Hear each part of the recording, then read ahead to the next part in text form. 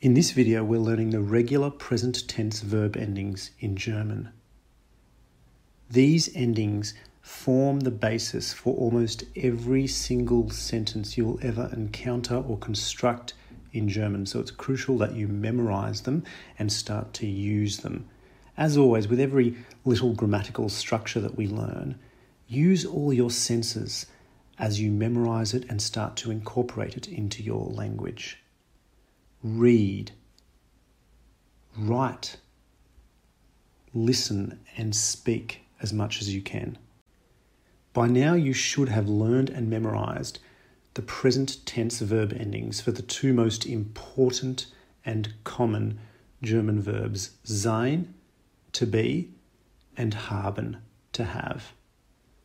A logical question that you might ask yourself, having done that, is, do I have to learn all 6 endings for every single verb?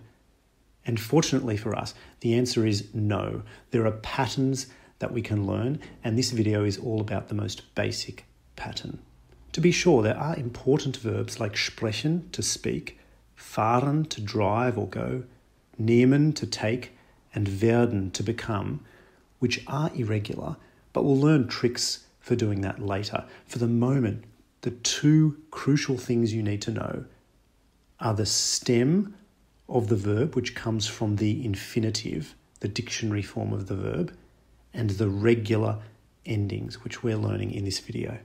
Here are the regular verb endings in German in the present tense. As usual, we're taking our 6 persons and assigning an ending to each of those persons. For ich, we use the ending E. For du, st. For er, sie, es, t. For wir, en. For ihr, t. And for sie, en. The way you use those endings is by taking a verb in its infinitive form, chopping off the en, and arriving at the stem, that part of the verb which we're going to add the endings to. Let's use the example of spielen, to play. So you find the word spielen in a dictionary, you chop off the en, and you arrive at the stem, spiel, to which we are going to add our blue regular verb endings.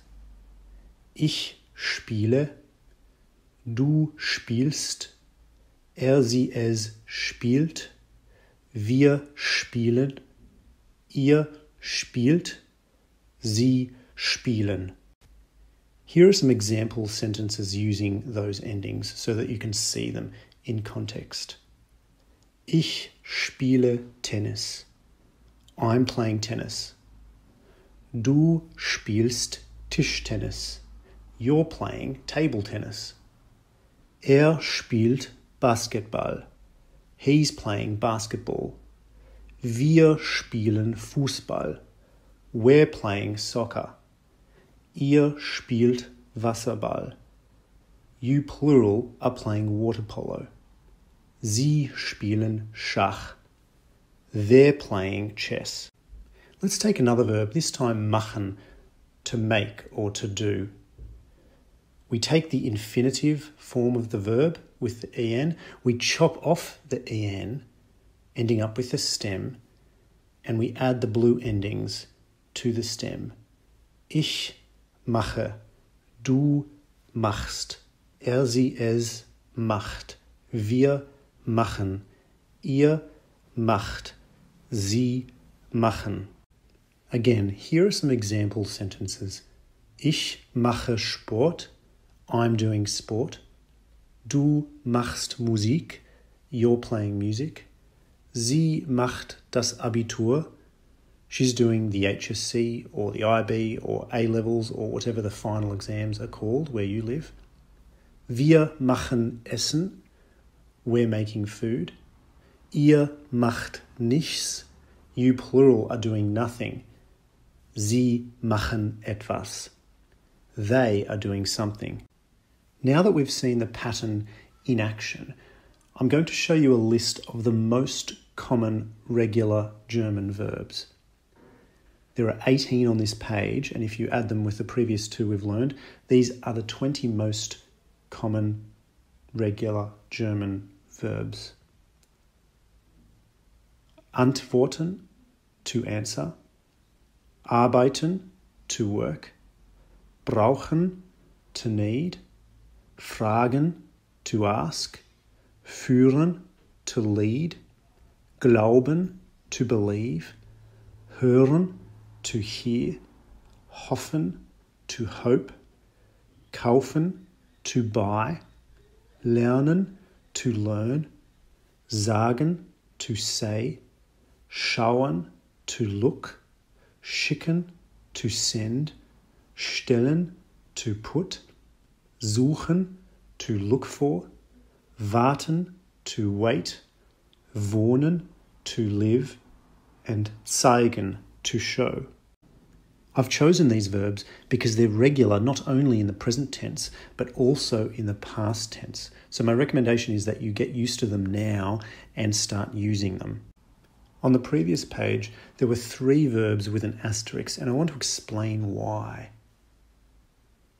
These 3 verbs, antworten, to answer, arbeiten, to work, and warten, to wait, all demonstrate how German verbs can sometimes vary from the standard pattern for a particular reason.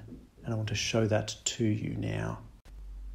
If we try to conjugate, that is put the endings on, antworten for example, we simply take the stem, which is antwort, and add the regular verb endings which we've learned. However, notice 2 difficulties. The first is that du antwortst is a little bit difficult to say. And the second is that antwort and ihr Antwort, with 2 T's, can't be differentiated from the stem itself. They're not clearly pronounced. Therefore, in German, an extra vowel, namely E, is added in between the stem and the ending to make it easier to say. So for all 3 of these verbs, for those 3 forms that we have mentioned, there is an extra E. To demonstrate, I'll use the sie es form. Sie es antwortet, sie es arbeitet, and sie es wartet. It's quite a logical and natural addition to a German verb if you're used to German verbs, but if you're just starting out, it's important to notice this addition and to understand the pronunciation reason that lies behind it. These are the regular verb endings in German in the present tense. My recommendation is to you to memorize them extremely well now and to start using them and using the verbs which I have shown you as much as you can and as accurately as you can.